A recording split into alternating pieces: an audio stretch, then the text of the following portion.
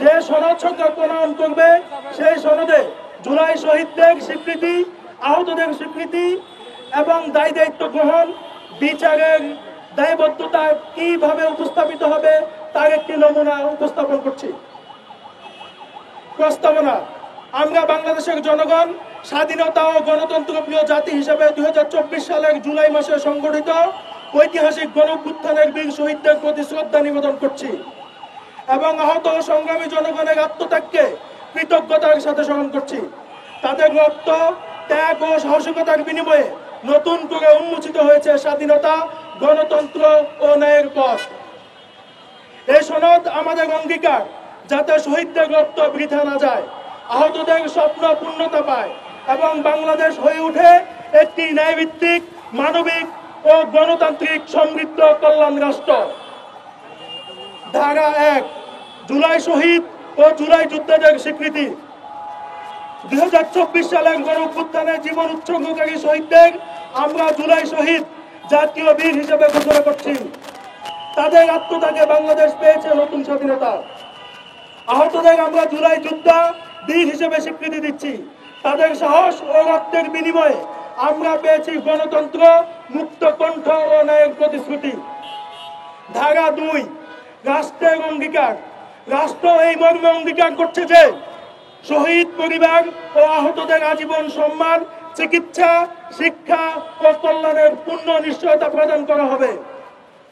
শহীদ পরিবার ও আহতদের প্রতি দায়িত্ব গ্রহণ করা হবে রাষ্ট্রের অবিচ্ছেদ্য কর্তব্য। আহতদের সকল চিকিৎসা, পুনর্বাসন, কর্মসংস্থান ও কল্যাণমূলক ব্যয় রাষ্ট্র সরাসরি বহন করবে। আহত ও শহীদ পরিবারের জন্য আজীবন সম্মানজনক ভাতা নিশ্চিত করা হবে, যা তাদের অধিকার হিসেবে স্বীকৃত থাকবে। তাদের প্রতি কোনো অবহেলা, বৈষম্য, অধিকার হরণ ঘটলে তা হবে রাষ্ট্রদ্রোহী অথবা বিশেষ অপরাধের শামিল। এর বিরুদ্ধে রাষ্ট্র কঠোর ব্যবস্থা গ্রহণ করবে। শহীদ পরিবার ও আহতদের জন্য আইনি সুরক্ষা ও সহায়তা কেন্দ্র গঠন করা হবে। ধারা 3, ন্যায় বিচার ও দায়বদ্ধতা। শহীদ ও আহতদের উপর সংগঠিত দমন পীড়নের জন্য দায়ীদের বিরুদ্ধে আন্তর্জাতিক মানদণ্ডে বিচার কার্য সম্পূর্ণ করা হবে। একটি স্বাধীন সত্য ন্যায় কমিশন গঠন করা হবে, যেখানে ভুক্তভোগীরা তাদের অভিজ্ঞতা ও সাক্ষ্য পেশ করতে পারবেন। এই 3টা ধারাকে জুলাই সনদে অন্তর্ভুক্ত করে অন্যান্য রাজনৈতিক দল এবং রাষ্ট্র সম্মিলিতভাবে ঐক্যমতের ভিত্তিতে এই সনদ পুরোপুরিভাবে বাস্তবায়ন করবে। জুলাই সনদের পূর্বে জুলাই ঘোষণাপত্র দিতে হবে এবং জুলাই ঘোষণাপত্র জুলাই সনদকে স্থায়ী বিধানে অন্তর্ভুক্ত করতে হবে।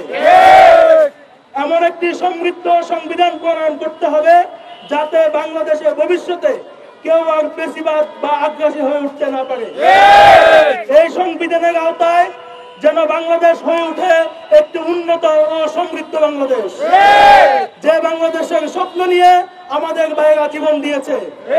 আমরা পঙ্গুত্ব বরণ করেছি, হাত পা চোখ হারিয়েছি। সুতরাং সরকারকে আহ্বান করব, অতি দ্রুত সময়ের মধ্যে জুলাই ঘোষণাপত্র এবং জুলাই সনদ জারি করুন।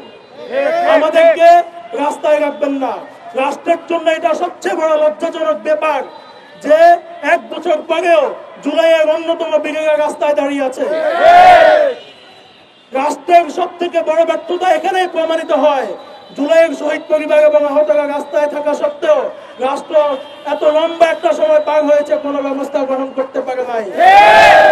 রাষ্ট্রের কোন একজন দায়িত্বশীল এসে আমাদের সাথে যোগাযোগ পর্যন্ত করে নাই যে তোমাদের দাবিগুলো কি প্রক্রিয়ায় মানা যায়, কিভাবে এটার সমাধান করা যায়। রাষ্ট্র এত বেশি আমাদের প্রতি উদাসীন। সুতরাং আমি রাষ্ট্রকে হুঁশিয়ার করে বলতে চাই, অতি উদাসীনতা কিন্তু ভালো ফল বয়ে আনে না। একটি শব্দই একটি প্লাবনের সৃষ্টি করতে পারে।